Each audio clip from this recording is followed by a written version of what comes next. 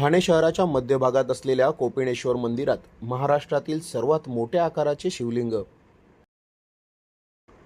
ठाणे शहरातील मुख्य बाजारपेठेत असलेले कोपिनेश्वर मंदिर हे सुमारे 8व्या शतकात शिलाहार राजांच्या राजवटीत बांधण्यात आले असल्याचा इतिहास आहे. या मंदिरात केवळ ठाण्यातीलच नागरिक नाही तर शहराबाहेरील नागरिक देखील दर्शनासाठी येत असतात. ठाण्यातील मुख्य बाजारपेठेत असलेल्या या मंदिराच्या प्रवेशद्वारावर मोठी नंदीमूर्ती दर्शनाला येणाऱ्यांचे स्वागत करते. या मंदिराच्या आवारात ब्रह्मा, राम, हनुमान, शीतलादेवी, उत्तरेश्वर, दत्तात्रय, गरुड, काली आणि गायत्री देवी या देवतांचे मंदिर आहेत.